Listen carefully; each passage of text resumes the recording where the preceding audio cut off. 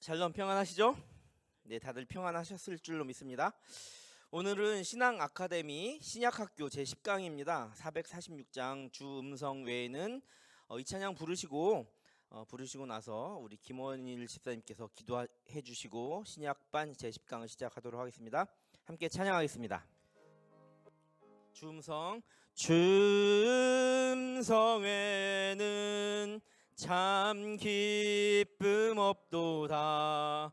날 사랑하신 주 늘 계시옵소서.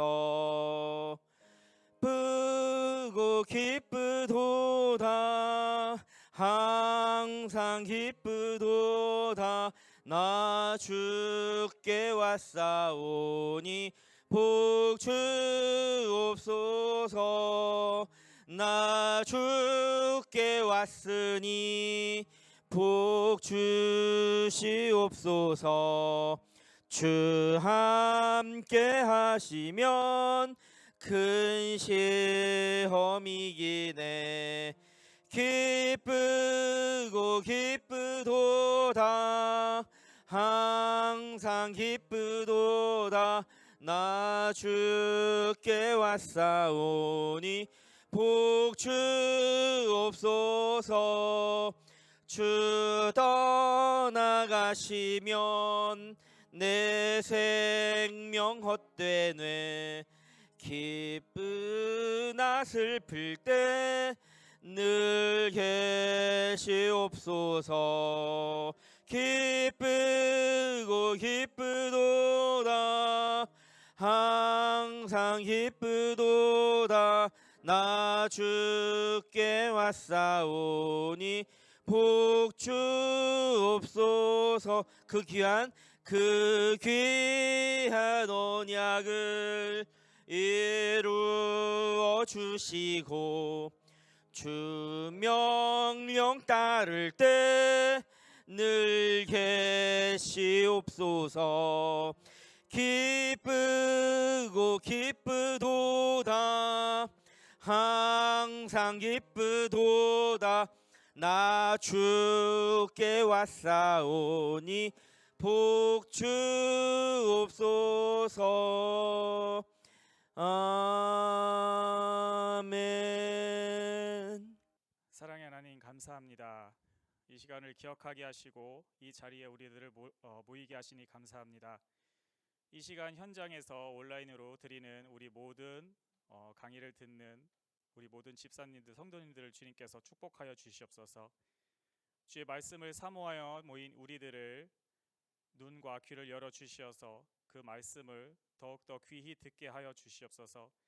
신약 시대의 사도들과 주님의 사랑을 전하는 인물들을 통하여 그들의 삶을 통하여 주님의 사랑을 전할 수 있는 전파자의 역할을 성실히 감당할 수 있는 우리들이 되게 하여 주시옵소서.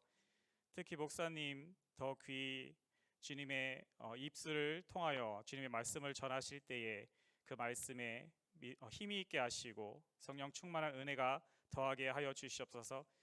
특히 몸과 마음을 더욱더 굳건히 세워주시고 강건케 하여 주시옵소서. 오늘 말씀 전하시는 모든 10강 마치는 시간까지 주님께서 모든 영광 받으시고 끝까지 함께 하실 것을 믿으며 예수 그리스도 이름으로 기도드립니다. 네, 지난 한 주간 어떻게 지내셨습니까? 다들 평안하셨죠? 네, 오늘은 몇 강이죠? 10강. 네, 10강입니다. 벌써 10강이 되었네요. 미리 광고를 하나 드리면 다음 주는 11강. 미리 이제 이번 주에 말해서 다음 주에 뭔가 되진 않을 테니까 그 다음 주 2강이죠. 네, 마지막 주 12강을 할 때에는 우리가 웬만하면 좀 많이 또 이렇게 시간을 내서 모여 주셨으면 좋겠고, 그때 마지막 강의할 때 우리가 이제 식사를 한번 했으면 어떨까. 그러니까 그날은 식사를 하지 말고 오시고, 가능하시면 웬만하면 그렇게 이제 좀 시간 조절 좀 해주시고, 지금 여기 지켜보고 계시는 온라인에 수강하시는 분들도 마지막 강의니까 시간 좀 되시는 분들은 최대한 많이 오셔가지고 이 자리에서 마지막 강의와 함께 식사를 좀 하면 어떨까 그렇게 생각합니다. 보통 이제 신앙 아카데미 구약반도 그렇고 회비를 우리가 좀 걷고 이렇게 하긴 했는데 지금까지 이제 회비가 없었으니까 그날은 한 10,000원 정도 이렇게 회비를 지참해서 자기 밥값을 더치하는 방식으로 이렇게 부담을 좀 줄이고 했으면 어떠할까라는 생각이 좀 있으니까요. 네, 네, 온라인 수강하시는 분들도 이참에 와서 같이 교제해 주시고 우리 수강하시는 분들도 같이 이렇게 했으면 좋겠습니다. 총무님한테 이렇게 연락을 하셔서 혹시 이제 오프라인에서 이렇게 수강하시는 분들 인원과 온라인에서 수강하시는 분들이 그날 몇 명이나 모이실 수 있는지 한번 확인해 주셔가지고 식당 예약이나 이런 걸 했으면 좋지 아니할까라는 생각이 좀 있습니다. 시간 좀 미리 한 2주 전에 말씀드리니까요. 한번 염두에 두셨으면 좋겠습니다. 오늘 10강에서는 신약 성경, 신약 성서의 형성 과정에 대해서 다시 한번 맥을 짚어보고, 그다음에 지난 시간에 하나님의 편지라고 해서 신약 성서에 나오는 많은 서신서들 이렇게 지켜봤잖아요. 두 번째 시간을 이렇게 1교시와 2교시에 갖도록 하겠습니다. 먼저 신약 성서의 형성 과정 한번 이제 보도록 하겠습니다. 첫 번째는 자기 규명에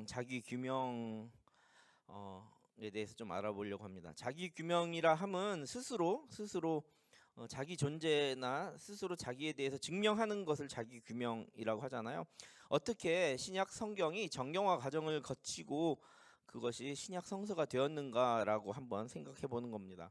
첫 번째 먼저 정경화 과정을 다시 한번 살펴보도록 하겠습니다. 이 신약 성경이 우리 기독교 신앙의 경전이 되는 그 과정은 예수님께서 부활 승천하시고 성령의 임재 사건과 초대교회 역사가 일어나서 1세기가 지나가는 그 1세기 후반부터 이제는 무엇이 정말 예수 그리스도의 말씀이셨고 그의 정신인가를 분별하기 위해서 정경화 작업이 들어갔죠. 그래서 우리 첫 시간, 둘째 시간, 셋째 시간을 통해서 복음서가 언제쯤 이렇게 시작되어서 기록되었는지 이런 것들도 좀 알아보았잖아요. 그래서 이제 이것들이 정경화 과정을 거치는 것은 1세기 후반에 시작되었다.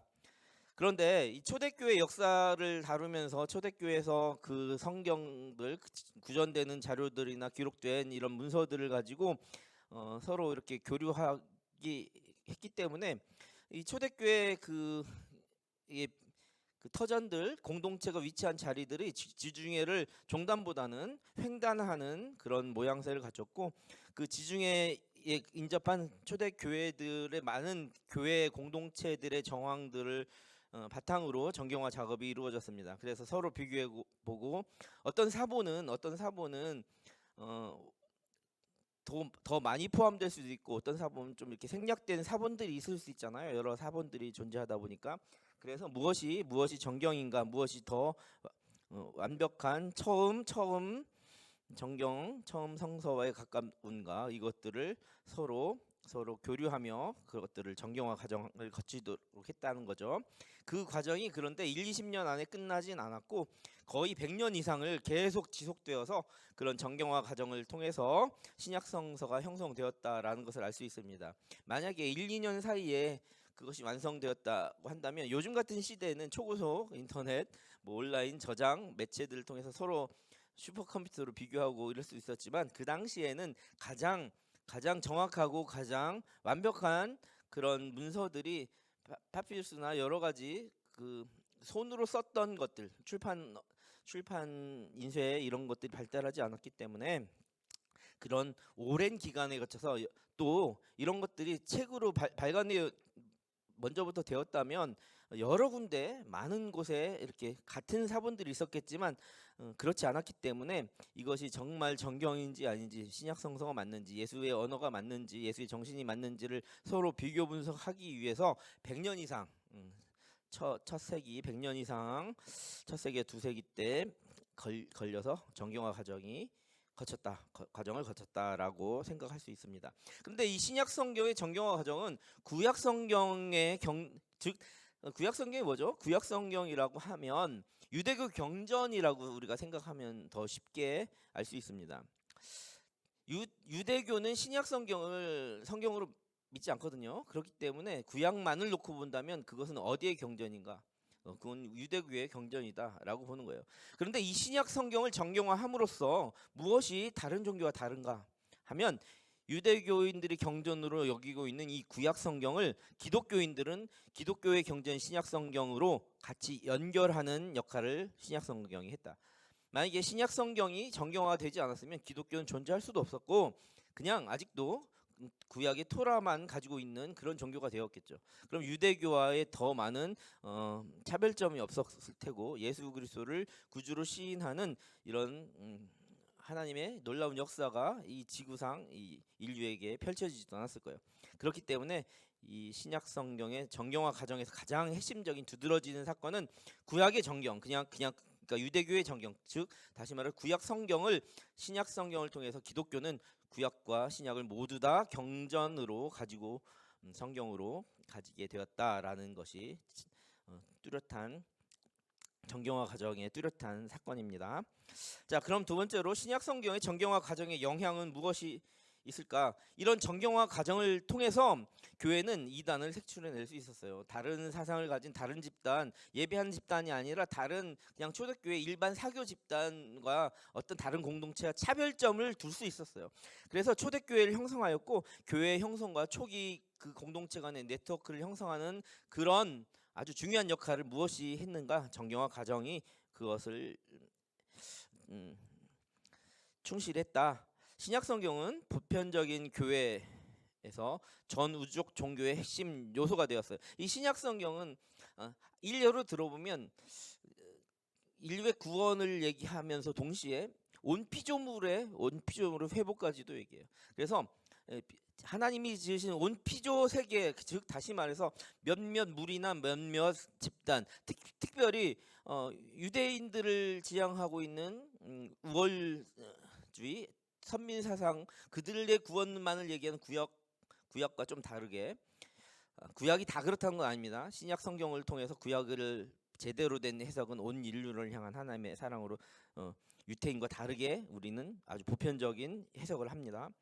자, 그리고 이 신약 성경은 하나님이 창조하신 전 피조물, 그러니까 전지전능하신 하나님의 그 요소를 전 우주적으로 확대하는 거예요. 그러니까 인류의 구원과 온 피조물의 구원까지도 이야기한다는 거죠. 그래서 보편적인 교회 또 전 우주적 그런 핵심 요소를 이 신약 성경이 유일하게 담고 있다라고 보시면 됩니다.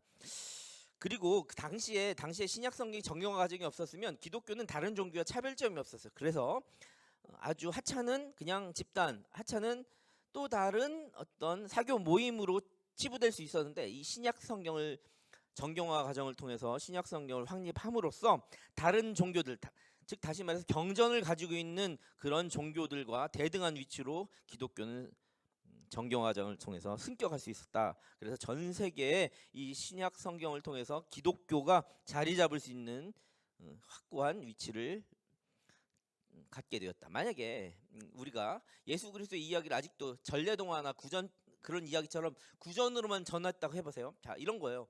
갑자기 지구에 무슨 큰 뭔가가 닥쳤어. 그래서 갑자기 구석기 시대로 인류가 돌아갔다 쳐요. 만약 그럴 일은 절대 없으나. 그래서 예수의 이야기를 아무런 기록도 없이 그냥 몇몇 살아남은 사람들의 기억 속에서 예전에 죽었다가 3일 만에 돌아가신 이렇게 얘기를 했다 쳐요. 그러면 그거는 그냥 토테미즘과 별반 다르지 않는 그런 걸로 치부될 수가 있다는 거예요.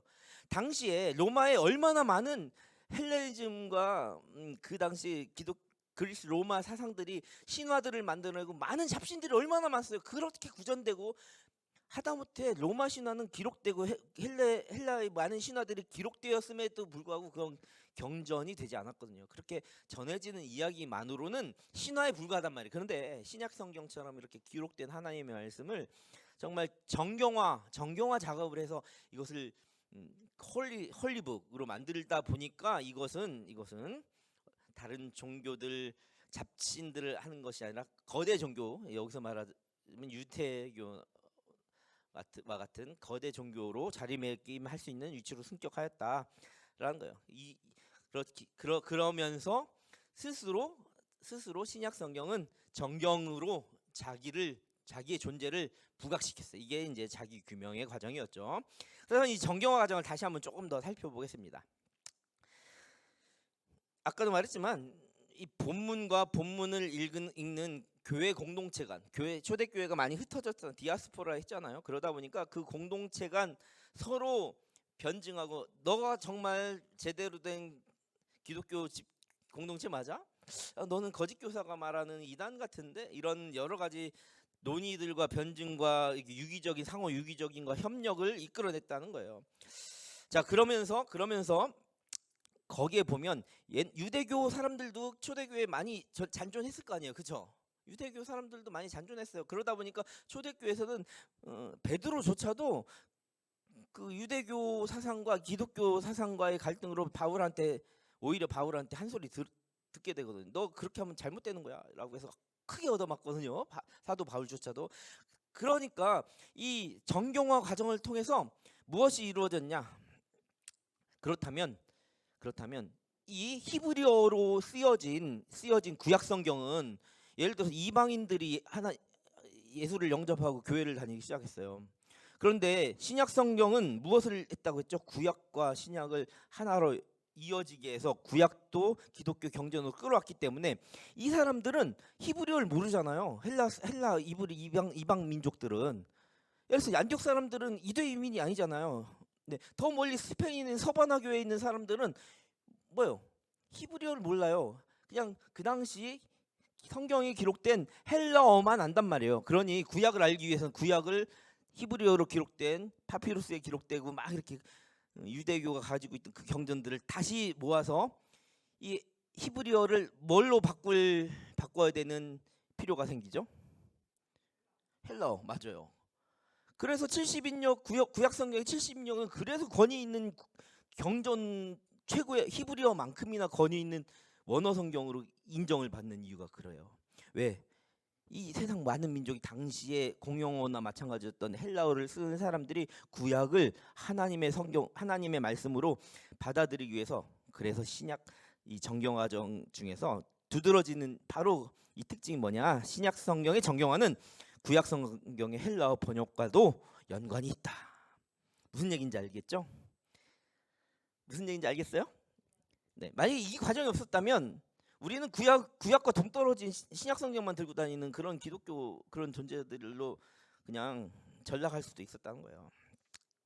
예를 들자면 유대인과 이방인 논의에서 구약을 열정적으로 사용했던 그 베드로, 그 유대 사상과 예수의 연관성을 예수의 복음을 잘 연관짓지 못한 베드로에게 바울이 좀 이렇게 혼내기도 했고, 그런 필요성이 정경 과정에 이루어졌다. 그런 논의들이 많이 일어났다라는 것이 첫 번째. 그래서 공동체 간의 유기적이고 변증적인 대립이라고 볼 수는 없어요.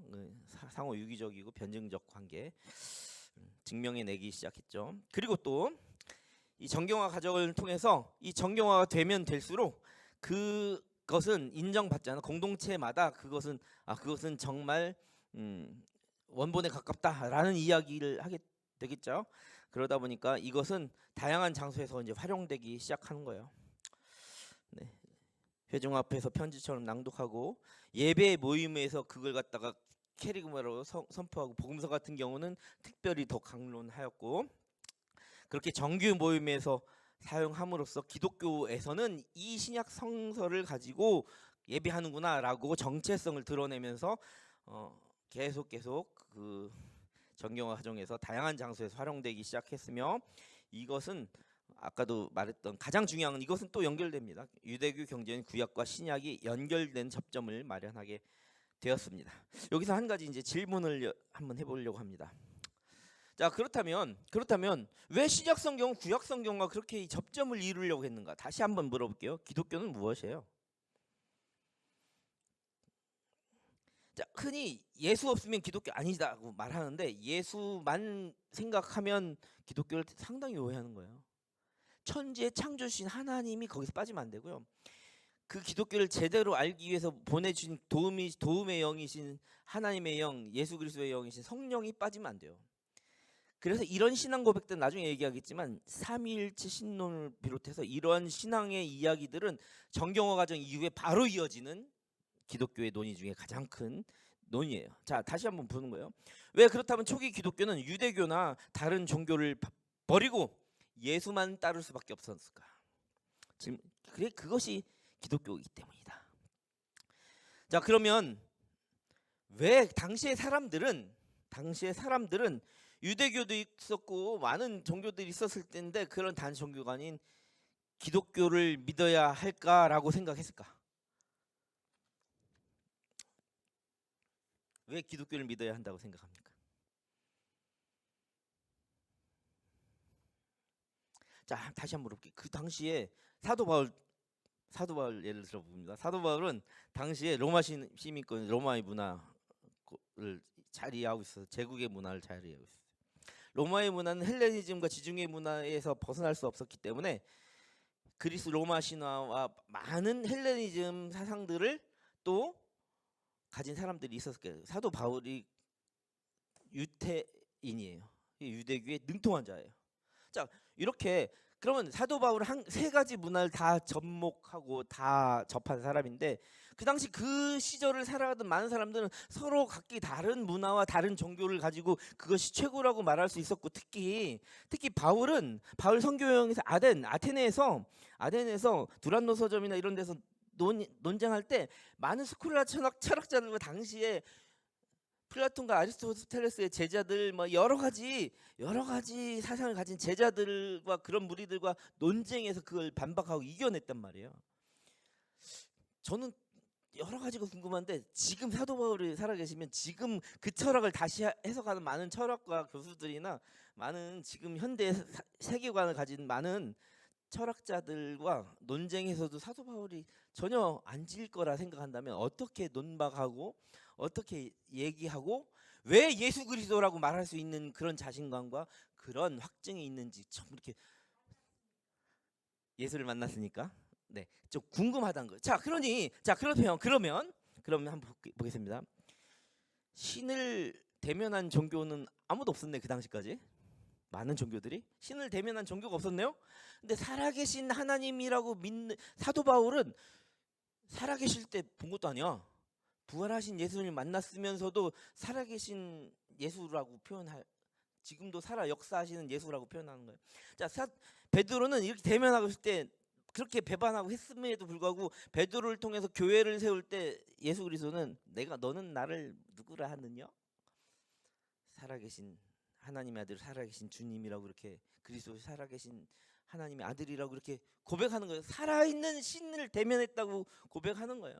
자, 그 고백이 그 사도의 고백이 사도적인 우리의 신앙, 교회는 그래서 사도가 아니라 사도적이라고 표현하거든요. 사도적인 신앙의 고백으로 예수는 그리스도 살아계신 하나님의 아들이시라는 그 믿음으로 우리가 구원을 얻은 존재잖아요.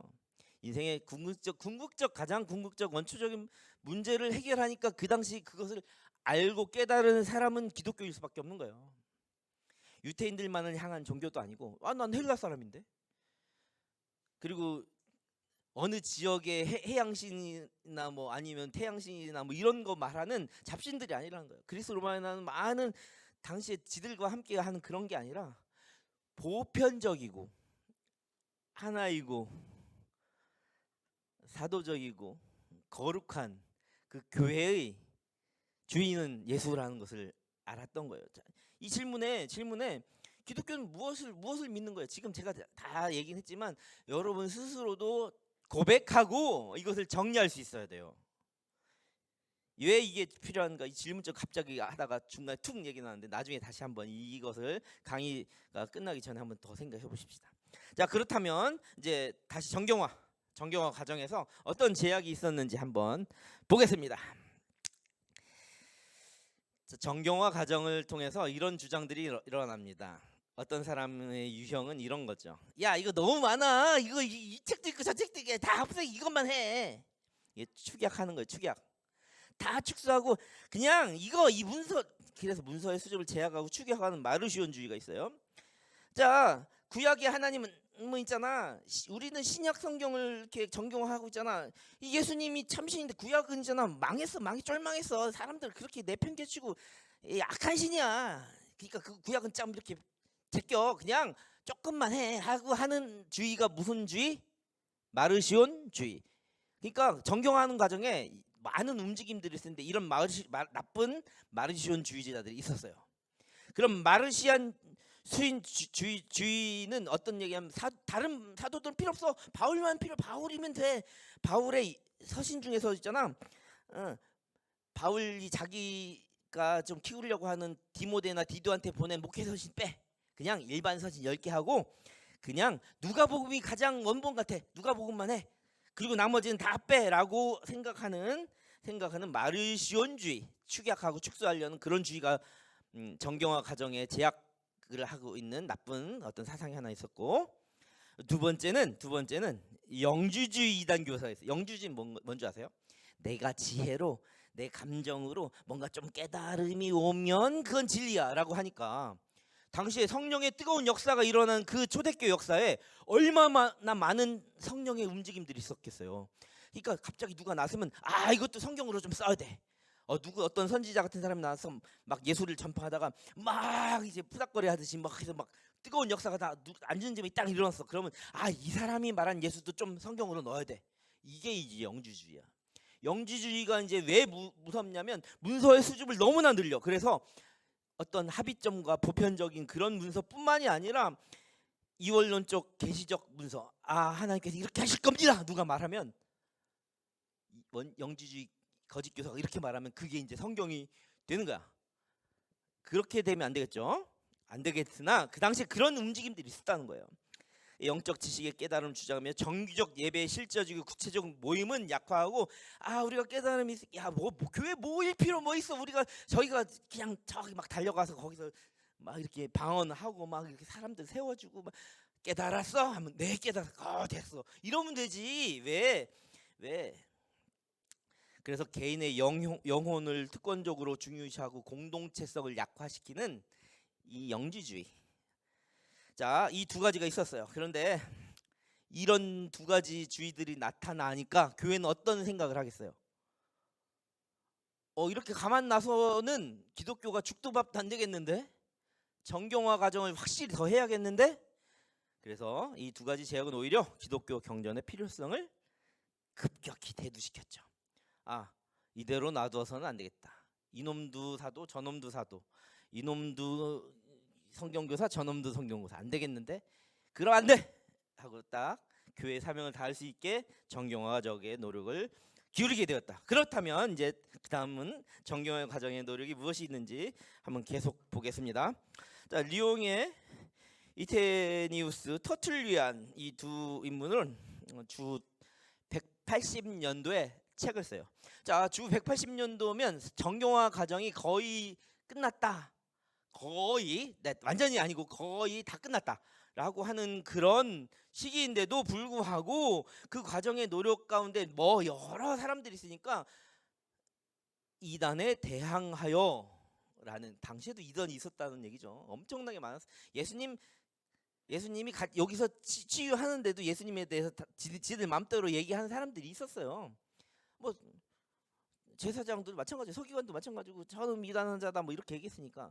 그러니까 기독교 입장에서 이단자가 예수님 당시에도 있었으니 예수님이 돌아가시고 나서 예수에 대해서 많이 초대교회가 부흥의 역사 그 과정에서 얼마나 많은 이단이 있었겠어요. 그래서 정통 기독교, 그러니까 사람들은 이런 상황을 모르면 왜 기독교가 이단을 정죄하고 왜 그런 얘기들을 해? 라고 기독교를 오해하는데 필요가 있다니까요. 그렇게 하지 않으면 누구나 다 예수를 오해할 수 있었고 누구나 잡신이 예수가 될 수 있어요. 그래서 벌써 예수님 주후 서기 180년에 이런 저서가 있었죠. 이단에 대항하여. 그것은 공적이고 제도적이고 포괄적인 관점에서 정통 기독교를 딱 규정하기 시작한 겁니다. 아까도 말했지만 너무 많은 것들을 다 기독교 사상으로 갖고 오려고 하는 이 영지주의 있잖아요. 영지주의는 특별히 그 당시 가장 득세했던 이단이에요. 그 영지주의 이념에 대해서 어떤 영지주의자는 정말 한 끗 차이로 정말 위대한 교부 역할을 다한 영지주의자도 있었어요. 너무나 탁월해. 진짜 은사도 뛰어나고 탁월해. 그런데도 불구하고 이단으로 낙인 찍혔던, 어떻게 보면 너무 안타까운 그런 초대교회 지도자들 많이 있었어요. 그런데 그들과 이 이단 논박에 있어서 양보할 수가 없었어요. 왜? 그것을 양보하면 다른 것들이 양보하고 자그마한 사상 하나로 큰 교회의 뿌리를 뒤흔들 수 있었기 때문이에요. 그래서 이제는 아까 말했던 거 있잖아요. 왜 예수를 따를 수밖에 없는가 물어봤잖아요. 질문 왜 했겠어요? 여러 확고한 신앙 고백이 있어야만 그것을 기독교에서 인정하고 그 신앙 고백을 통해서 예수를 주로 신하고 그래서 기독교구나라고 하는 개별적 신앙도 필요하지 않겠어요? 그래서 나온 것이 신앙의 규칙이죠. 이것은 흔히 말하는 우리가 말하는 사도신조, 사도신경이나 많은 그와 같은 많은 신앙의 고백들이죠. 그런 것들을 많이 표현하면서 영지주의들의 비밀스럽고 또 개인주의적이며 그런 것 주장들을 반박하는 거예요. 자, 그런데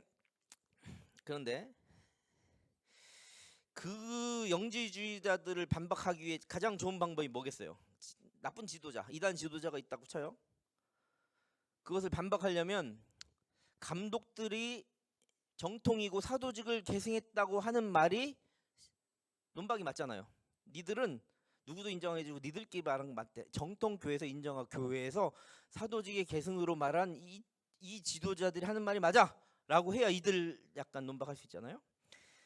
그렇다면 사도의 신앙 계승을 사도의 공적 사도직 계승을 주장하며 그래서 로마 교회가 그때부터 이제 더 그것을 이제 구분짓기 시작. 그러다 보니까 효과는 있었어요. 영지주의자들 다 처형시킬 수 있었죠.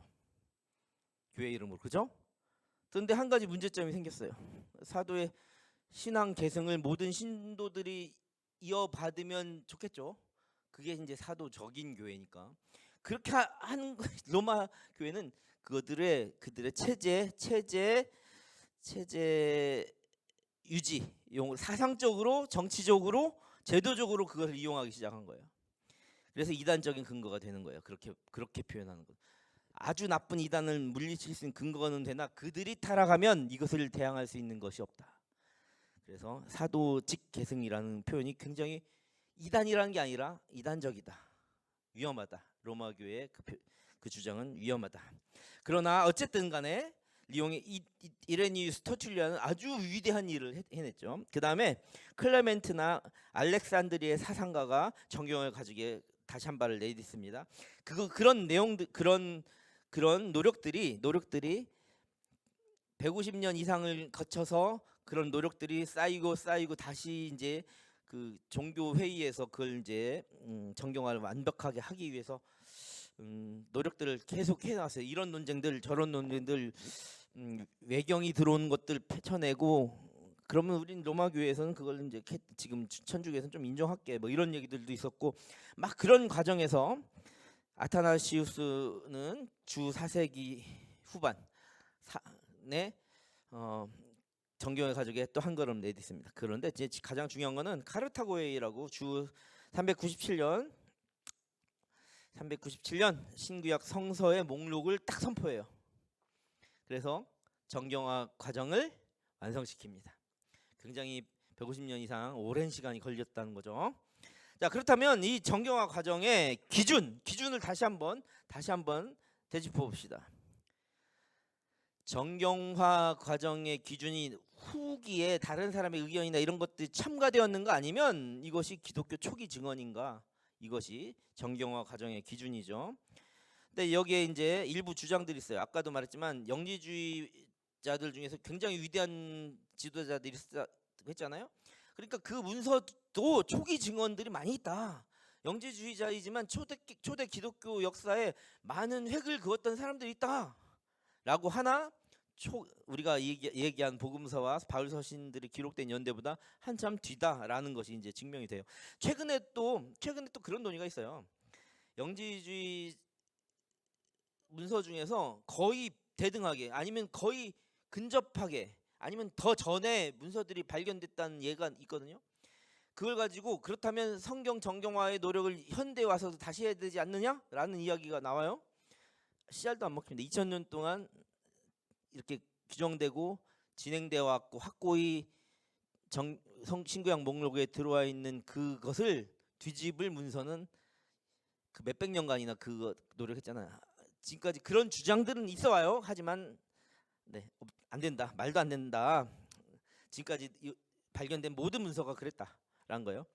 자, 그리고 당시에 사도들이 많이 이렇게 복음을 전달했기 때문에 빌립 지사는 이티오피아 내시를 통해서 간다게 여왕 간다게 내시였던 에티오피아 관리를 통해서 복음을 전해서 그가 세례받고 아프리카 선교를 했잖아요. 아프리카에도 약간의 문서가 있겠죠. 그렇다면 게다가 사도 중에 하나인 또 도마는 이집트에 복음을 전도했는데 지금도 이집트 기독교 종파 중에 하나의 콥트교가 있거든요. 그래 그 이집트 기독교가 있거든요. 이집트 종파가. 근데 이제 거기에 콥트어로 도마의 복음서도 거기에 존재하지만 그것이 아까도 말했지만 보편적이고 거룩하고 사도적이고 아주 일치하는 하나 되는 그런 그 교회 그 기준에는 미치지 못해서 초기 기독교 일부 주장들이 있지만 그것이 이제 정경화되진 않는다. 또 헤르메스의 목자들이라는 책이 있는데요. 그 헤르메스의 목자들이 발견된 그 지역에 굉장히 권위 있던 마치 사도 바울의 서신처럼 권위 있었던 문서는 있으나 그냥 기독교 신앙 서적이라 이렇게 생각하시면 될 것 같습니다. 그러니까 이제 지금 그리고 그렇다면 이것이 다 하나님의 영감으로 쓰여져 있는가? 영감으로 쓰여져 있는가? 이것을 정경화 기준으로 삼았으나 신약 성경을 할 때 실제적으로 그걸 구체적으로 하나님의 영감, 이건 하나님의 영감, 이건 하나님의 영감이 아니야라고 구분짓지는 못했다. 우리가 근거로 이미 결과론적으로 이 일이 있기까지 정경화 과정이 다 돼서 신약 성경으로 하나님이 주신 것은 하나님의 영감으로 쓰였다 하고 나중에 고백할 일이지. 그걸 보면 이건 하나님의 영감, 이건 하나님의 영감 아니면 이거는 사람이 쓴 거, 이건 하나님의 영감으로 쓴 거. 이렇게 실제로 그 당시에 구분하지 못했다. 그건 후대의 고백인 거지. 그리고 우리의 신앙의 고백인 거지. 그거를 근거로 막 하면 그러면 그 사람이 점쟁이야 아니면 그 사람이 뭐야? 하나님한테 접신해 가지고 하나님 막 말하는 걸 듣고 이거는 이건 아니야. 이건 이렇게 할 수는 없었다. 그러나 우리 하나님의 영감인가? 이거는 정경화 기준 맞다. 하지만 당시 분별할 때 쓰인 것이 아니라 나중에 하나님께서 많은 노력을 통해서 딱 이 성경을 주셨을 때 우리의 신앙 고백으로 이것은 하나님의 영감으로 쓰여졌다라고 고백하는 것이 합당하다. 무슨 얘기인지 알겠죠? 그렇게 믿고 그렇게 고백하는 거죠. 자, 그리고 사도성인 기준을 맞추었는가? 사도는 하나님께서 서도적이 감사합니다. 사도성의 기준을 갖추었는가? 오타가 나 있었는데 잘 고쳐줘서 고맙습니다. 이것도 정경화 기준 중에 하나죠. 그러니 즉 다시 말해서 예수 당시에 예수와 함께 살고 삶을 나눴던 사람들의 입을 통해서 나왔던 그런 신앙의 고백과 그런 것들을 기틀로 교회의 고백인가라는 의미예요. 그게 이제 정경화 기준이었고 또 교회의 분별력을 유지하고 교회를 향한 그리스도의 비전을 미래로 향하기에 합당한 문서이니까 이거 굉장히 중요한데요. 만약 신약 성경이 당시에 어떤 공동체나 당시에 어떤 사건만을 해석하고 해결하기 위한 문서라면 우리와 전혀 상관없는 문서잖아요. 근데 2000년 전에 쓰여졌던 그 신약 성경이 지금 내 삶에 비전을 꿈꾸게 하고 미래에 대한 소망을 꾸게 하나님 나라를 그리게 하는 그런 거에 합당한가? 그렇지 않으면 정경화될 수 없다. 그러니까 여러분들은 고린도 전서를 읽으면서 고린도 교회 하는 그 음성을 지금 나에게 하는 음성으로 들으셔야 돼요. 요한계시록과 복음서에 나왔던 그 예수님께서 행하시고 예시로 들어주시고 또 환상을 보며 참 계시의 문서들마저도 지금 나에게 말씀하시면 나를 그리스도를 향한 비전의 미래를 향하게 하는가? 모든 정경화 과정에 그것이 가장 드러난다. 그런 기준이 있다라는 겁니다. 그러니 모든 성경은 하나님의 감동으로 된 것으로 교육하기 유익하죠. 아멘. 자, 정경화에 포함되었다라는 의미를 다시 한번 되짚어 봅시다. 그거는 기독교의 아까도 말했지만 형성에 관여했다. 맞죠? 기독교 정경화는 1세기 이후에 각기 있었던 27권, 특별히 신약의 정경화는 27권의 문서를 모은 것이다. 또 정경은 기독교, 신약 성경은 구약과의 연결점을 통해서 예수 그리스도를 계시했던 그 구약의 말씀을 지금 우리 삶에 또 오신 예수를 또 오실 예수를 구현하면서 당시의 독자들에게만 의미를 부여하는 것이 아니라 오늘도 이야기하신다. 그래서 역사적 사실 이상의 것을 정의하고 그것이 바로 기독교의 기본적 구성 요소로 자리 잡게 하였다. 정경은 모든 세계, 모든 민족, 모든 열방을 통해 즉 다시 말해서 지금 저와 여러분과 같은 모든 기독교인에게 의미를 부여한다. 그러니까 역사적 사실에 근거했다라는 이야기를 그렇게 전에 강조했잖아요. 근데 그냥 역사책 정도 이상의 것을 정의한다. 지금 here and now, 지금 여기에서 어남네시스한 그 과거의 사실, 역사의 사실과 미래에 오실 하나님의 프로네시스할 그것이 here and now, 지금 나에게 모든 이 시대를 살아갈 모든 그리스도인에게 의미를 부여한다. 그러니 이 정경화 과정을 통해서 아까 말했던 것 같이 핵폭발이 일어나거나 갑자기 구석기 시대로 돌아간들 이미 이루어진 이 정경화 과정은 어떠한 것들 위기가 닥치더라도 모든 시대, 모든 민족, 모든 세대, 모든 그리스도인에게 의미를 부여하게 되었다. 아멘. 정경화에 이제 두 가지 역설적 결과가 또 있습니다. 유대교의 경전이나 기독교는 구약 성경으로 확언되었습니다. 유대인들은 아직도 구약을 자신들에게만 주어진 토라로 읽고 있는 유대인이 많이 있어요. 그래서 같이 구약 성경은 같이 서로의 경전으로 하기 때문에 아직도 팔레스타인 이스라엘 지역에서는 그 문제를 가지고 굉장히 심각하게 다툼이 일어납니다. 특히 이슬람교도가 기독교인을 죽이거나 테러하는 경우보다 유태인들이 기독교인을 테러하는 경우가 한 두세 배 더 많고 더 심각하고 더 잔인합니다. 자, 그리고 통일성 확립을 위한 정경화는 제도적 다양성을 확립한다. 자, 이 얘기 뭐냐면 정경화는 본질적으로 장르나 어떤 비전을 수용하는 과정에서 다양한 제도, 구조, 신앙, 윤리들을 확립하는데 이단의 사상에서 분별되기 위한 본질적 통일성을 이렇게 신중하게 수용하면서도 시대에 따라 다른 환경과 다른 이치에 있는 많은 사람들이 그 기독교인으로서 그 정경을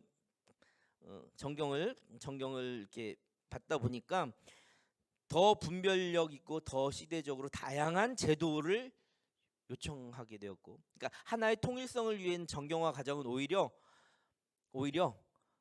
다양한 시대에서 다양한 제도적 다양성을 확립하게 해주는 그런 역설적 결과를, 긍정적인 결과를 불러일으켜 주었다라는 겁니다. 자, 이제 쉬는 시간 갖도록 하겠고, 쉬는 시간 동안 지난 과제 걷고 잠시 한 5분 정도 쉬었다가 2교시 시작하도록 하겠습니다. 감사합니다.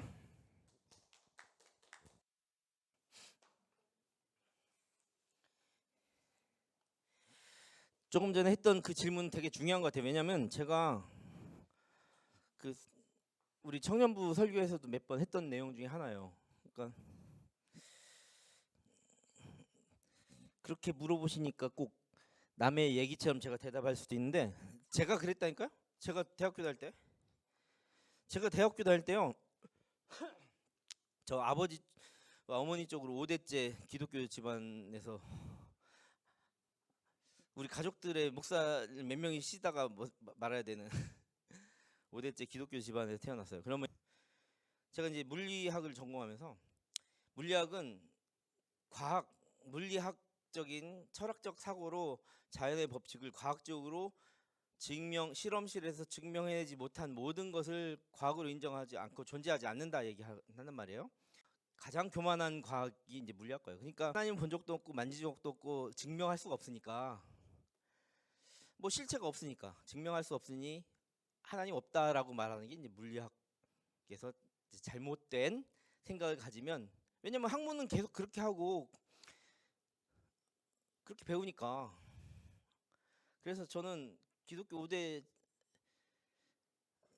기독교 집안에서, 그러니까 우리나라에서 기독교 5대면 거의 초기 기독교 집안 아니에요. 그런데도 불구하고 신존재에 대해서 저는 부정했다니까요. 하나님 보이지 않으니 없다. 만약에 하나님이 갑자기 산신령처럼 딱 나타나서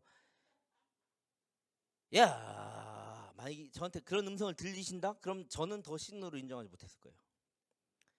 그거는 그냥 환각 증상 뭐 이 정도죠. 더더욱이 증명할 수 없다. 그렇게 보이는 건 아니고, 그런데 제가 뭐 볼펜이나 자전거나 뭐 핸드폰을 증명해내라 하면 물리학적인 많은 법칙들, 전자기학부터 모든 공학들을 다 끄집어 모아서 증명하겠어요. 위치역학부터 해가지고 다 해서 볼펜은 이런 원리고 무엇을 통해서 심을 만들고 이런 얘기를 다 해서 증명해내겠어요. 근데 하나님 증명할 수 없으니 없다 이렇게 했던 그런 폐역했던 사람이란 말이에요. 지금 마찬가지 질문이에요. 한 번도 본 적 없는데 하나님 어디 있어? 이런 마음을 남이 아니라 제가 가지고 있었다니까요. 그런데 그러니까 이제 여기서부터 말로 하기 힘든 상황이에요. 어느 날 저한테 이렇게 들려주시는 거예요. 임마누엘 하고 산신령처럼 나타나는 건 아니에요. 내 마음속에 어떤 질문이 생기면서 목소리가 들리는 것 같아요. 야, 너 내가 그렇게 보고 싶냐? 보여줘? 내가 너한테 보여주면 볼펜하고 뭐가 달라? 내가 너가 어떤 물건처럼 내가 너한테 다 보여주고 이런 거가 하나님이라고 네가 증명해 내기 시작하면 그때부터는 하나님이 아니라 물건이지. 너는 물건을 찾고 있었네. 이런 소리가 딱 들리는 거야. 그러니까 나의 알량한 이 IQ와 자존심과 이 학문으로 밝혀낼 수 없고 증명할 수 없으니 신이다라고 제가 스스로 대답했어요. 내가 보이지 않으니 신이다. 보였으면 물건이고 하찮은 동물이고 그냥 내 머리 안에 있는 전 우주에서 미약한 지구에서 거기 살아있는 이 IQ 150짜리의 머리에서 나온 존재에 불과하지 신은 아니다 라고 제 스스로 고백했어요. 하나님 보이지 않아서 신이다. 내가 보였으면 내가 하나님을 증명했다 하고 어느 순간 하나님이 나를 통치하는 게 아니라 내가 하나님을 주머니에 넣고 다녔겠죠. 물건에 불과한 거예요. 그래서 그때 펑펑 울고 깨지고 나의 이 어리석음을 깨닫게 해주시고 알게 해주신 하나님께 다시는 반역하지 않겠다. 하나님 살아계신다 라고 고백했어요. 이게 약간의 질문에 해답은 됐을런지 모르겠지만 하나님 안 보셔요. 만날 수 없고 만질 수 없고. 예수님은 하나님으로 오셨어요. 그래서 내가 저번에도 얘기했잖아요. 2000년 전 당시의 사도들과 제자들이 내 인생에서 가장 부러운 사람이야. 이 땅을 거니시던 하나님을 보았고 같이 대화했으니까. 그 대화를 지금 우리에게도 들려주시기 위해 정경화가 이루어진 거예요. 그래서 지금 그 신약 성서에 대해서 알아가고 있는 중입니다. 자, 이제 이 교시 시작하도록 하겠습니다. 네, 쉬는 시간 잘 보내셨죠? 네. 하나님 보이지 않는데 어떻게 믿는가라는 질문에 조금의 해답이 되었으면 하는 마음으로 얘기를 나눴고요. 이제 이 교시 하나님의 편지 두 번째 시간 진행하도록 하겠습니다. 제 10강에서는 하나님의 편지 변화시키는 하나님에 대해서 알아보려고 합니다. 첫 번째 챕터는 하나님의 자녀, 두 번째 챕터는 하나님과 교제, 세 번째는 열매 맺는 삶, 네 번째는 영적 전쟁에서 승리, 다섯 번째는 관대함, 여섯 번째는 믿음 충만이라는 주제로 변화시키는 하나님에 관한 하나님의 편지에 대해서 알아보도록 하겠습니다. 첫 번째, 하나님의 자녀. 하나님의 자녀 삼아 주셨다는 거죠. 이 로마서 이신칭의가 주제인 대교리서인 로마서에서 우리를 종에서 하나님의 자녀로, 그리고 탄식과 어둠과 죄와 사망, 그 탄식의 순간에서 영광의 자리로, 그렇게 죽을 수밖에 없는 죽음의 죄의 자녀, 죽음에서 우리를 부활과 생명의 자녀로 이렇게 삼아 주셨다라는 것입니다. 종노릇 하던 우리가 하나님의 자녀가 되었다라는 거죠. 하나님은 우리를 어디서 변화시키는가? 그리스도로 인해서 이렇게 존재의 변혁을 이룬다. 종에서 자녀로, 탄식에서 영광으로, 죽음에서 부활로, 어떻게, 무엇을 통해서? 그리스도 안에서. 우리는 이 로마서 8장을 여러분들 잘 보시면 그리스도인들이 굉장히 급격한 급진적인 개혁적인 변화를 체험하고 경험한다라는 사실을 보게 됩니다. 죄와 두려움의 종에서 하나님의 자녀가 된다는 거죠. 우리는 하나님이 언젠가 이것뿐만이 아니라 만물까지도, 만물을 통해 보여주시는, 그렇게 보여지는 자연 만물을 또한 새롭게 하실 것이라는 완전한 확신과 희망을 품고 살아가게 됩니다. 이 자연 피조물들도 왜 탄식하는 줄 아십니까? 하나님께 이 땅을 처음 아담 때 창조하셨을 때는 동물과 어류나 아니면 비둘기 같이 조류들을 보면서도 보시기 좋았다 이러시면서 이랬어요. 생육하고 번성해라, 충만해라 땅에, 이렇게 말씀하셨어요. 그런데 동물과는 다르게 인간에게는 뭐라고 한 줄 아세요? 생육하고 번성해, 충만해라, 그리고 나서 인간에게만 주어졌던 정복하고 다스려라 라는 매니저 역할을 줬단 말이에요. 그런데 이 그렇게 낙원 같은 하나님 나라를 살아가던 첫 번째 사람 아담이 첫 번째 사람 아담이 하나님의 첫 번째 자녀였던 아담이 죄를 범함으로써 그의 모든 인류의 후손들은 정복하고 다스려라라는 아름답게 가꾸라는 매니지먼트의 역할마저도 상실했어요. 파괴적인 환경, 파괴적인 탐욕, 그것으로 거칠게 지구 자연 피조물들을 다뤘죠. 그래서 지금 자연 환경에서 나는 많은 산불과 재앙과 재해들이 그런 영향으로 탄식하는 상실의 아픔을 겪는단 말이에요. 근데 예수 그리스도로 인하여 구원받은 우리에게 주어진 임무가 있어요. 피조물이 탄식한다고 말씀하십니다. 그러면서 영광의 자리에 가기 위해서 하나님의 아들들을 기다린대요. 그러면 예수로 인해서 새롭게 창조된 새로운 피조물이 된 우리는 첫 번째 그 창조의 자리에서 실패한 아담의 후손이 아니라 예수 그리스도를 머리로 한 그의 영적인 변화를 통해서 그를 믿음으로써 우리가 구원받은 새로운 피조물인 우리는 지구 환경마저도 새 창조의 역사로 갖고 가며 처음 하나님께서 인간들에게 맡겼던 생번충정다, 생육하고 번성하고 충만하고 정복하고 다스렸다라고 하는 명령을 회복하여 지금 탄식하는 피조물들이 만물이 회복할 수 있도록 아름답게 가꾸고 다시 매니지먼트하는 역할만저도 수행하기를 그 피조물들도 기다린다고 성경은 말씀하십니다. 자연 만물, 언젠가는 그런 만물마저도 아름답게 다스릴 그 권한과 매니저 역할을 지금 우리에게 부여하고 있다라는 겁니다. 이렇게 변화시킨다는 거, 존재의 변혁을 이룬다는 거죠. 성령님을 통해 우리에게 생명을 주시는 겁니다. 자, 그렇다면 적용 한번 해볼게요. 그리스도와의 연결 한번 같이 읽어보도록 하겠습니다. 시작.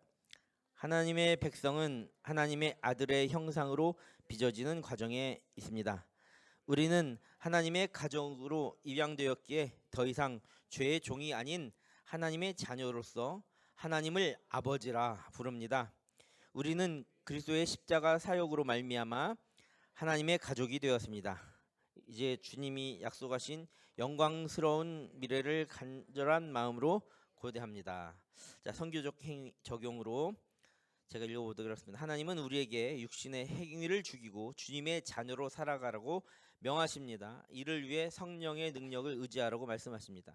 근데 육신의 행위를 죽이라는 것은 개인적인 어떤 삶의 그런 패턴도 중요하지만 이 공동체와 사회적인 측면에서도 육신의 행위를 죽여서 탐욕스러운 개발 행위나 자연 피조물을 향한 그런 잘못된 정복과 다스림도 주님의 자녀답게 이제 선회해라라는 명령도 포함한다고 이 적용 선교적 온 땅, 온 열방, 온 우주를 향한 하나님의 선교적 적용을 해야 합니다. 자, 그렇다면 이제 두 번째 우리 챕터로 들어가서 하나님과 분리되었던 우리가 다시 교제한다. 하나님과 교제 알아보도록 하겠습니다. 바울의 서신들을 통해서 한번 알아보도록 하겠습니다. 첫 번째, 하나님과 멀어졌던 우리가 그리스도와 친교를 나눕니다. 자, 그리스도와 친교를 그리스도와 함께 사귐을 통해서 하나님과의 교통을 이룬다는 거죠. 교회를 멀리했던 우리가 교회에서 서로 친교를 나눕니다.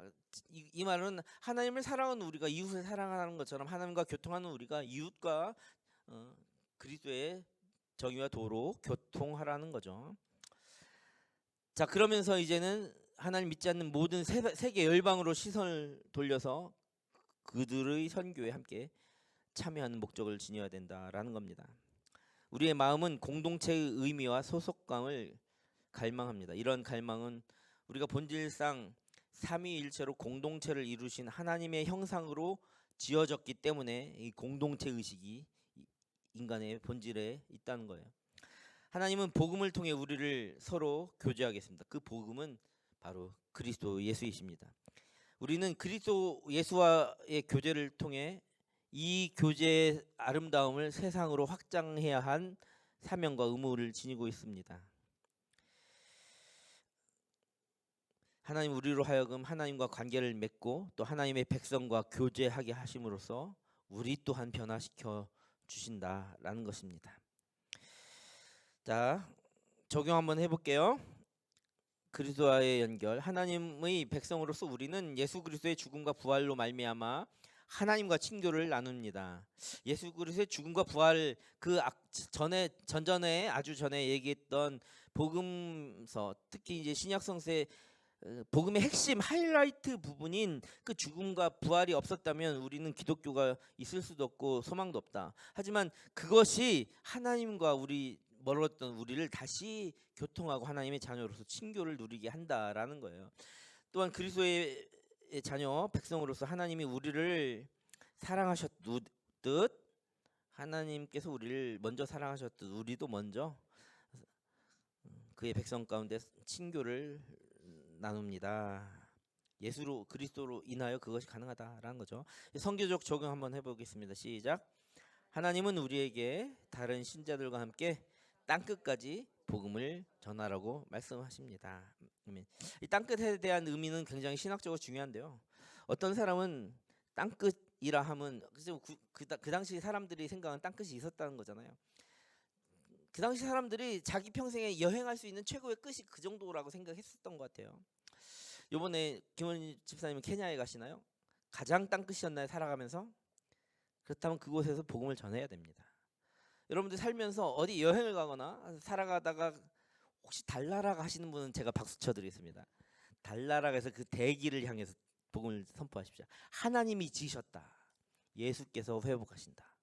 이렇게 선포하세요. 그것이 땅끝이 되는 겁니다. 뭐 은하계 끝이 될 수도 있겠지만 제가 볼 때는 여러분들 생전에 없을 겁니다. 그렇다면 여러분들이 이 땅을 살아가면서 밟는 바로 그 땅끝. 어떤 사람은 평택일 수도 있고, 죄송합니다. 평택은 넘어가십시오. 어떤 사람은 제주도 될 수 있고, 어떤 사람은 괌도 될 수 있고, 미국도 될 수 있고, 어디라도 되겠죠. 바로 그 땅끝까지 이르러 복음을 전하라고 말씀하십니다. 그것이 하나님과 교제를 나눈, 그리스도로 인하여 하나님과 교제를 나눈 우리가 선교적 적용을 해보는 겁니다. 자, 그렇다면 그런 우리는 열매 맺는 삶을 살아야 된다는 겁니다. 지난날에 육체의 일만 일삼던 우리가 이제는 어떤 열매를 맺는가? 육체적인 일이 아니라, 육신의 일이 아니라, 탐욕의 열매가 아니라 성령의 열매를 맺는 거죠. 자, 열매 맺는 삶 보시면 육신의 욕심이 아닌 성령님을 따르자. 성령의 열매를 맺기 위해서입니다. 육신의 일을 벗어선지 지금까지 내가 거기에 목매달고 중독되어 있었고 그것에 벗어나지 못했다면 벗고 무엇으로 옷 입나? 성령으로. 무엇으로? 그리스도로 옷 입. 죄수가 깜빵에 들어가면 죄인 복을 입잖아요. 그런데 죄가 천선했어. 밖에 나왔어. 그러면 눈에 보이는 죄인의 옷뿐만이 아니라 내 시면에 있는 죄의 수의 복을 벗어버려야 돼요. 육신의 옷을 벗으라는 거예요. 육체의 일을 던져버리는 거예요. 그러면서 성령의 그리스도의 옷, 그래서 성령의 열매를 맺어야겠죠. 갈라디아서에 나오는 이 성령의 열매에 나온 9가지 열매만이 흔히 말하는 성령의 열매나 성경에는 이와 같은 것이라고 표현되어 있기 때문에 그 9가지 충성과 온유와 절제니라고 끝나는 그 9가지와 같은 자기만이 독창적으로 품을 수 있는 하나님의 성품, 그리스도의 성품과 같은 각자만의 다양한 열매를 각자의 삶 속에서 많이 맺어 주십시오. 착하고 선한 모든 것들 말입니다. 그리스도인들은 육신을 십자가에 못 박고 성령 안에서 행하는 거죠. 누군가의 어떤 일을 하도록 강권하거나 강요할 수는 없지만 일의 의미와 성취감을 느끼기 위해서는 자신이 먼저 그 일을 해서 보여주면 되는 거예요. 동기의 변화를 먼저 자기 안에서 이루어내라. 성령이 그걸 가능하게 하신다. 이 갈라디아 교인들에게 보낸 편지에서 바로 그러한 바울의 의도를 우리는 엿볼 수 있습니다. 5장에서 성령의 열매, 복음에 비추어 은혜와 사역과 이 개인적인 변화는 아주 밀접한 관계에 있다. 자, 여기서 열매를 맺어야 된다라고 해서 이 행함의 중요성을 강조하는 것이 아니라 성령이 그런 열매를 맺게 하실 것이라고 하는 동기를 부여하는 것이 우리에게 더 중요하다.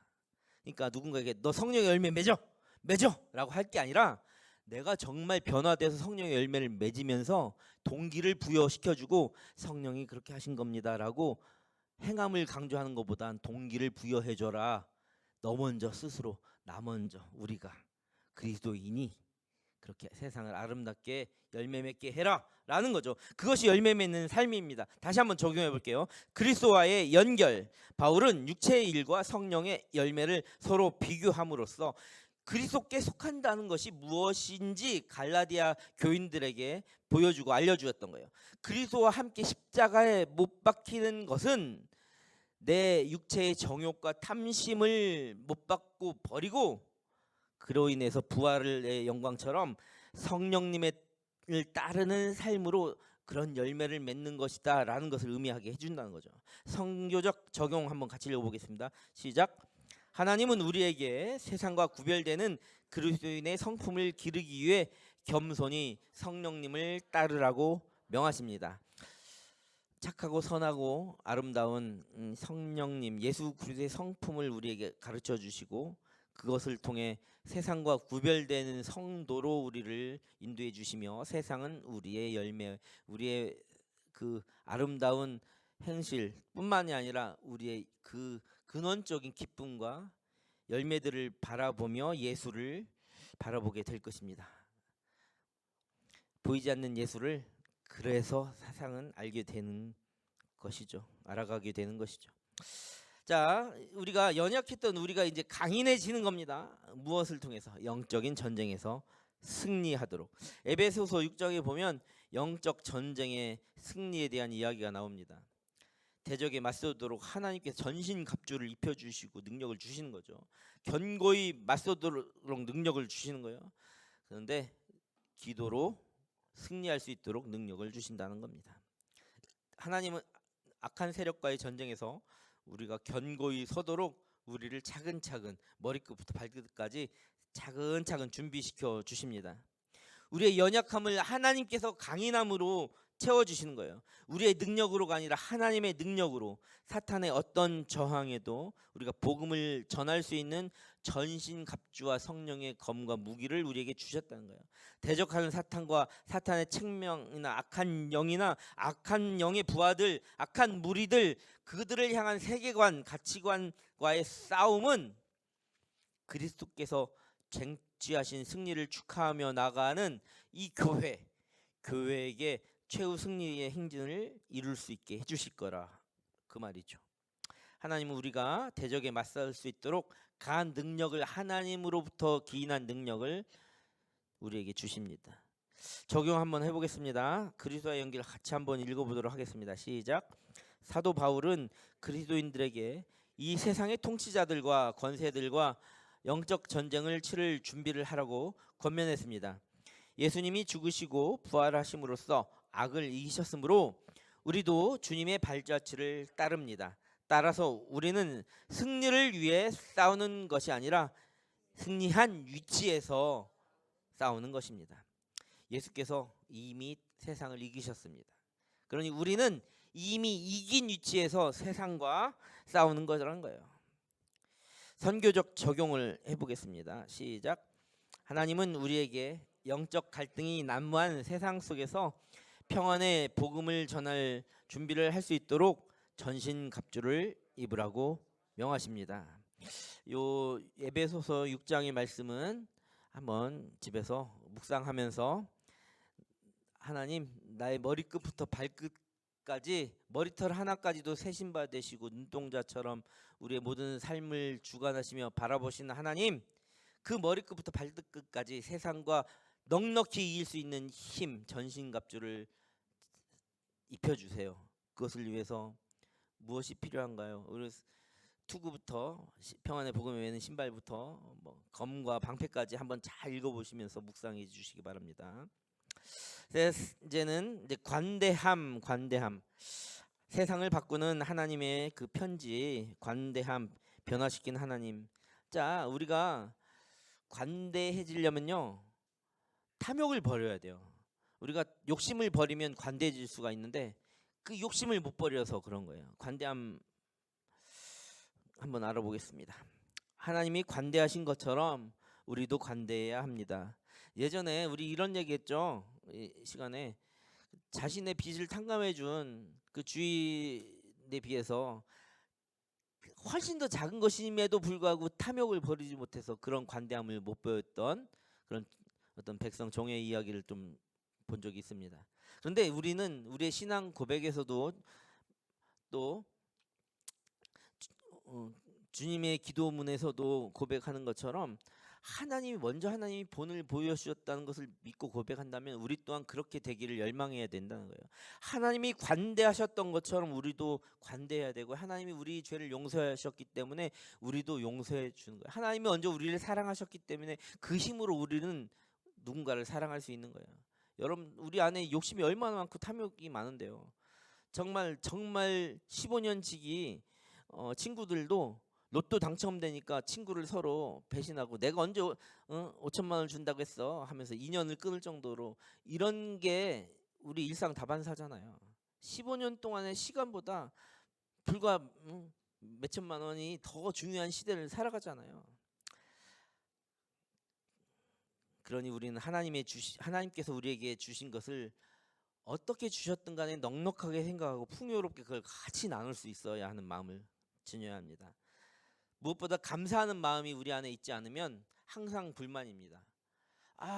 좀 더 가질 수 있었는데, 좀 더 그럴 수 있었는데, 이런 생각을 하기 마련이죠. 그러나 감사하는 마음이 있으면 작은 것에서 감사하고, 아침에 딱 일어나는데 내가 밤새 안녕하고 꼴까닥 할 수 있었는데도 아침에 이렇게 숨을 내쉴 수 있구나, 이 한숨 내뱉으며 하나님이 주신 이 공기를 들여 마셨구나 하고 감사할 수 있을 정도 돼야 된다니까요.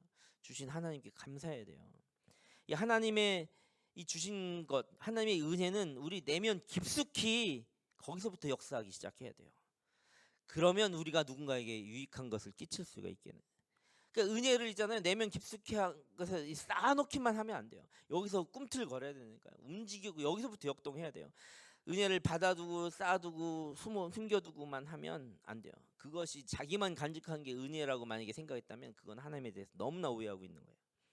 하나님의 은혜의 선물을 탐욕으로 움켜쥐는 것이 아니라 관대한 마음으로 은혜로 충만함을 주신 하나님께 풍요롭게 생수의 강처럼 흘러 넘치게 하는 것이 은혜입니다. 그래야 우리뿐만이 아니라 다른 사람에게도 자비와 관대함을 보여야 그 사람이 보이지 않는 하나님을 알게 되는 거예요. 하나님의 도심으로 베풀 수 있는 거예요. 우리는 그 또한 온 땅을 주인이시며 모든 것을 가진 것이 하나님이라고 우리의 행실로 말미암아 그도 고백할 수 있는 거예요. 하나님은 우리가 가진 모든 것의 주인 되십니다. 아멘. 주님은 우리를 신뢰하셨기 때문에 우리에게 주시는 거예요. 주신 게 뭔지 아세요?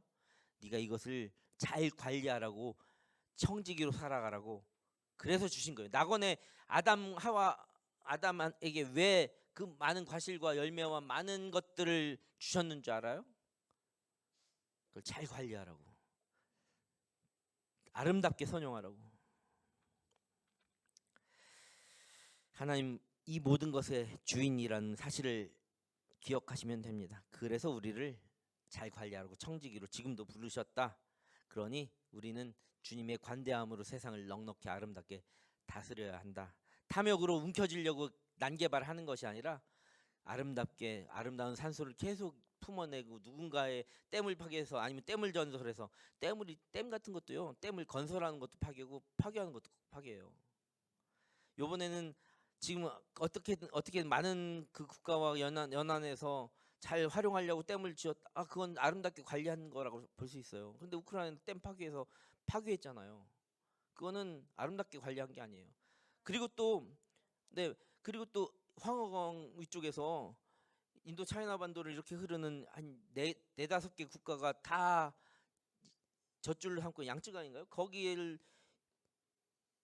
중국이 댐 10개인가 가까이 이렇게 막 이렇게 지었잖아요. 그래서 밑에 있는 나라들이 지금 캄보디아 밑에 쪽 뭐 인도네시아인가 하여튼 그 정확하게 제가 이름을 다 모르겠는데 그 나라들이 너무나 가물었어요.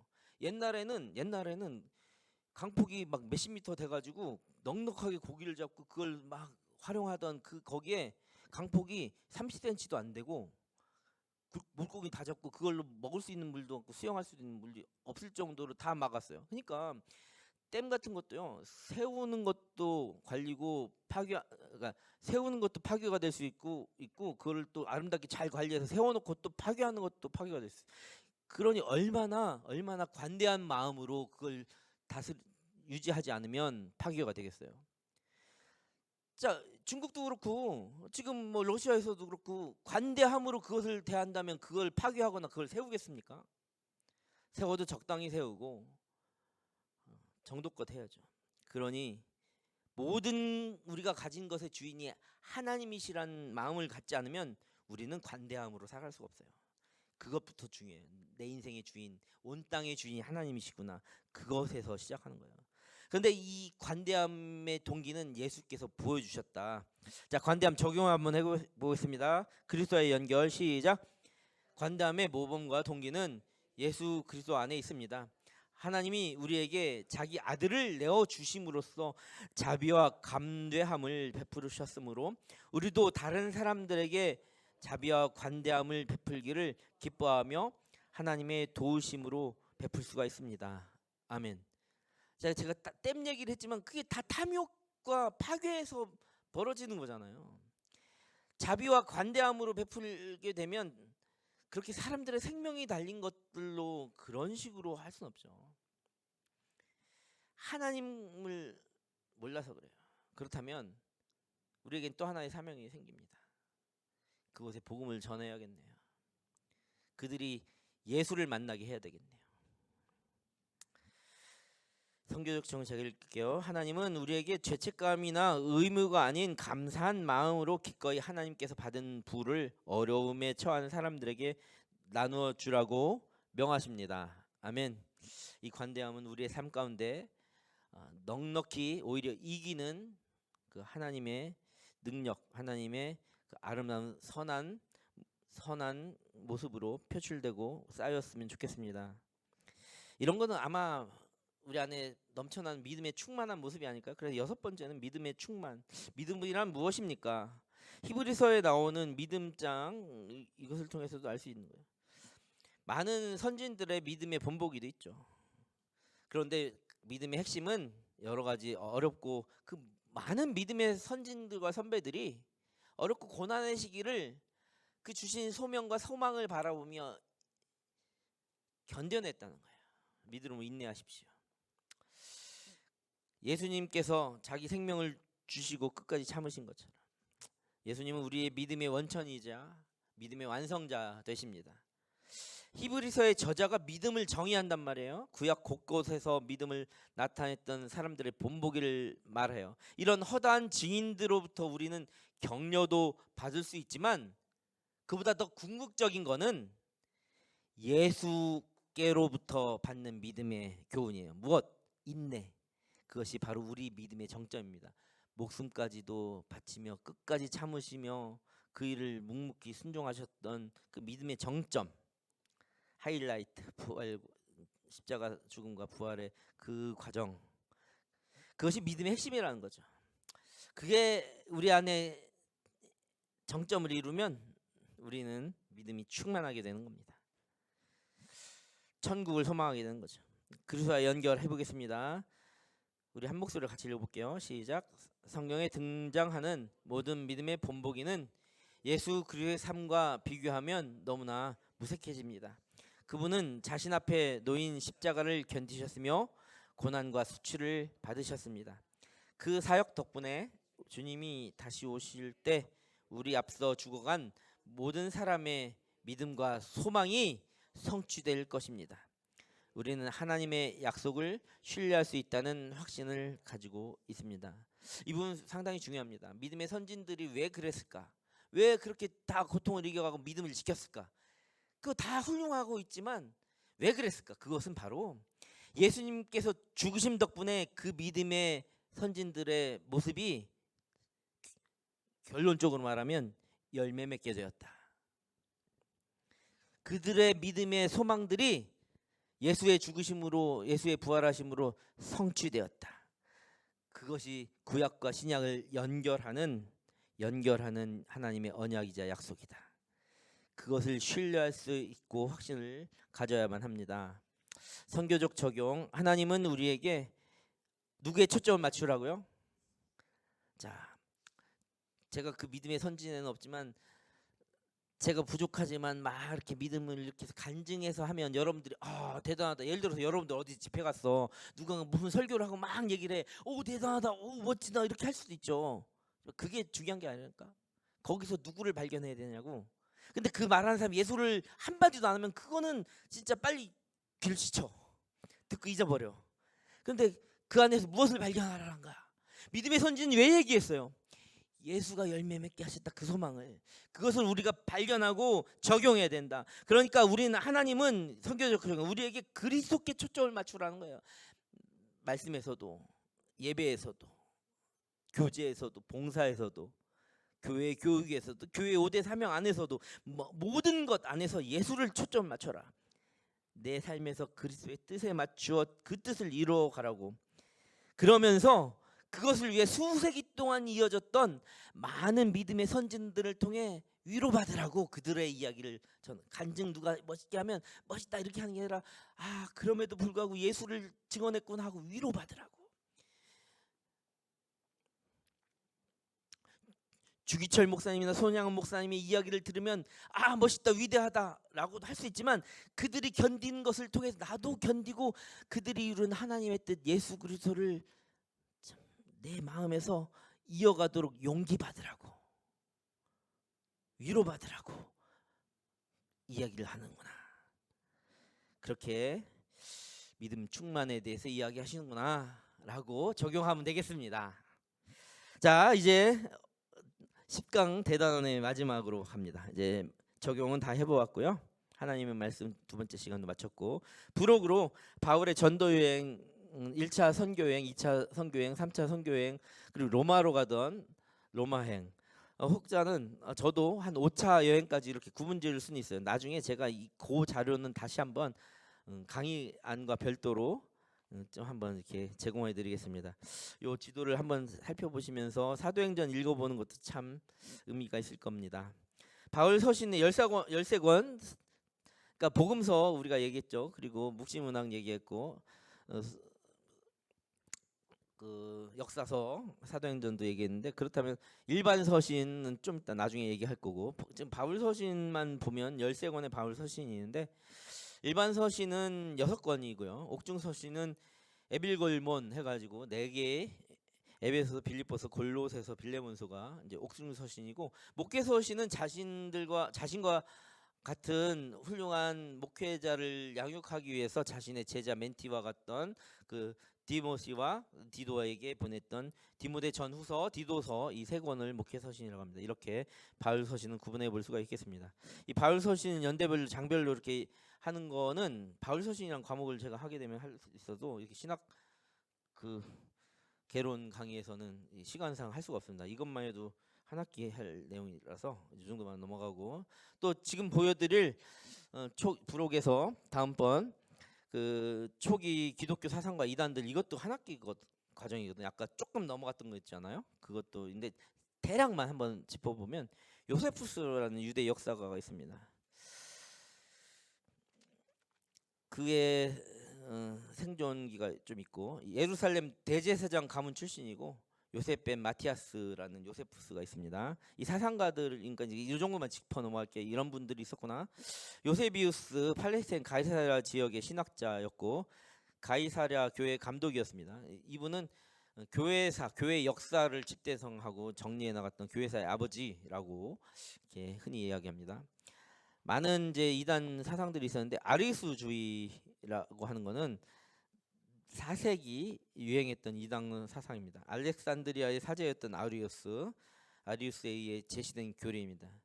자, 그러니까 그리스도는 성부의 본질에서 나온 것이 아니라 성부가 무에서 딱 창조시켰다라고 하면서 그리스도와의 신성을 부정하는 그런 사상입니다. 현재도 그리스도의 신성을 부정하고 인간 예수로만 얘기하는 그런 사상들 좀 있습니다. 그런데 니케아 공의회에서 이단으로 규정되었는데도 불구하고 계속 그 위치를 차지하고 있었는데 381년 60여 년 50여 년이 지난 후에 콘스탄티노플 제1차 공회의에서 니케아 신조를 다시 확인하면서 아리우스파는 다시 이단으로 정대되었고 그 이후로 예수의 신성을 부인하는 이단은 현재까지 기독교에 자리 잡고 있지 않습니다. 자, 그리고 다음 페이지 보면 아타나시우스 한번 더 보겠습니다. 아타나시우스주의라는 것은 알렉산드리아 출신 그리스 교부입니다. 주 319년 부제가 되었고 325년 알렉산더를 따라 니케아 공의회에 참석해서 아까 좀 전에 바로 위에서 설명했던 아리우스주의 있잖아요. 예수의 신성을 증언했던 그 아리우스주의를 단호하게 물리치면서 명성을 얻기 시작했고 밑에 이런 별명도 얻습니다. 혼자서 기독교를 이교적 합리주의의 혼란에서 구했다라고 아타나시우스를 평가하기도 합니다.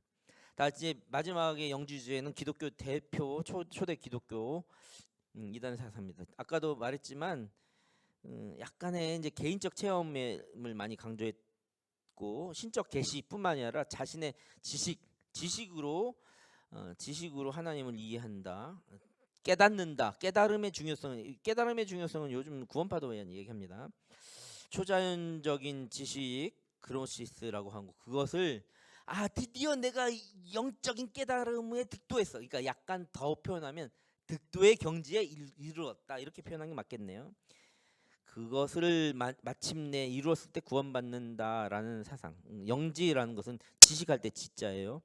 영적 지식 헬라에서 비롯되었으며 남들과 다른 우리는 좀 달라 한 사교 집단 같이 비밀스러운 지식을 가졌다고 주장했고 내가 직통계시 막 이런 것도 많이 하고 내가 승천하신 예수의 직통계시를 받는다 아니면 내가 그에게 다시 임명받은 사도다 막 이런 얘기를 합니다. 영지주의는 이러한 헬라 철학과 동양의 이교 사상 그리고 이집트죠. 인도 페르시아의 이원론적 우주론에 유대교 사상이 가미되면서 초기 기독교에서 새로운 철학 체계를 잡았다가 기독교를 이렇게 끄집어 오려고 막 엄청나게 노력했습니다. 초기 기독교에 정말 많은 유명했던 사람들도 많이 있어요. 그런데 이제 1세기 때 부흥했다가 2세기, 3세기 넘어가면서 기독교 안에서 이제 맥을 못 너무 신비주의하고 막 이상하니까 마니교 아시죠? 마니교 4세기 마니교로 이렇게 흡수된 게 이제 영지주의 맥입니다. 네, 이 정도로만 할게요. 이거 뭐 다 하면 인물들도 많고 엄청난 사람들 다 얘기하면 한 학기 또 가야 됩니다. 네, 마니교는 동양의 그 혼합 잡신교 있습니다. 네. 뭐 마니교는요, 조라스교, 불교 막 기독교 막 잡신들과 막 하는 굉장히 잡신교 이렇게 난잡한 종교 이 정도. 제가 더 정확히 알면 이것도 열심히 노력해서 1시간만 좀 책 보고 오면 또 1시간 한 주일 동안 얘기할 수 있겠는데 우리가 이걸 갖다가 막 이렇게 연구할 정도는 아니에요. 그냥 잡신교. 네, 맞아요. 당시에 그냥 막 혼합 종교 있잖아요. 사이비 교주. 요즘에는 마니교 믿는다고 하는 사람 못 봤으니까요. 불교하고 많이 붙어 있어요. 또. 네. 자, 이제 과제물 한번 보겠습니다. 믿음으로써 구원을 받는다. 아까 뭐 믿음에 대해서 좀 얘기했는데 그것이 복음을 전하는데 어떠한 영향을 주는가. 자, 그런데 믿음의 주요 온전케 하시는 이인 예수가 당신에게 어떠한 격려가 되는가.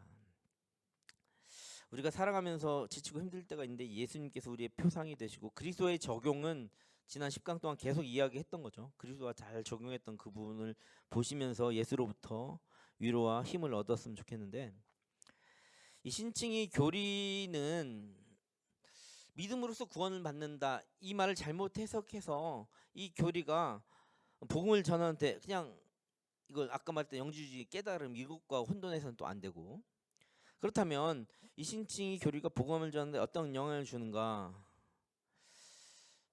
저는 모든 민족, 모든 열방, 모든 사람, 다양한 계층에 있는 모든 이들에게 열려주신 하나님의 관대함이라 생각하거든요.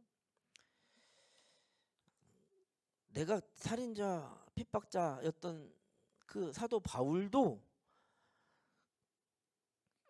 부활하신 예수님 믿음으로 고백하면서 그 새로운 피조물, 새로운 존재로 변혁을 이루었단 말이에요. 그러니 이것이 복음을 전하는데 굉장히 많은 사람들에게 열려있는 하나님의 관대함과 하나님의 탁월하신 그럼에도 불구하고 이 점은 알아야 될 것 같아요. 네가 예수 믿으면 난 죽어도 안 믿는다. 이 얘기 왜 듣겠어요? 믿음으로 구원받은 사람의 행실이 믿음으로 이미 구원받았으니 막 살아도 된다거나, 만약에 행실로 모본이 되지 않으면서 잘못 전하면 오히려 예수 그리스도를 욕되게 하고 욕먹이는 일이 되지 않는가. 그러니까 이것과 관련돼서 조금 더 고심해보고 생각을 좀 해보았으면 좋겠다라는 생각입니다. 자, 깨어 기도하라는 말의 의미는 무엇인가? 깨어 기도해야죠. 깨어 기도해야 됩니다. 그만큼 분별력이 필요하고 매일마다 전쟁터와 같다. 세상이 그렇다. 한번 잘 또 정리해 보셨으면 좋겠고, 그렇다면 그렇게 직면하는 그 영적 전쟁에 우리는 어떻게 대처하고 있을까? 뭐 오늘 했던 내용 중에 약간의 해답은 있습니다. 전신갑주도 있고, 뭐 오히려 4번의 답을 3번이 해준 것 같기도 하고, 깨어 기도하는. 근데 어떻게 하는 게 깨어 기도하는 거? 다시 또 질문할 수도 있겠네요. 네. 어떻게 대처할 수 있는가? 기도하면서 좀 고민해 보았으면 좋겠다라는 거고요. 써오시면 좋고 안 써오셔도 생각은 좀 많이 생각해 보시라고 이번에도 과제를 냈습니다. 오랜 시간 동안 여러분들 저와 함께 해주셔서 감사합니다. 오늘도 대단히 수고하셨고요. 또 다음 주에도 건강한 모습으로 만나 뵙기를 소망합니다. 감사합니다.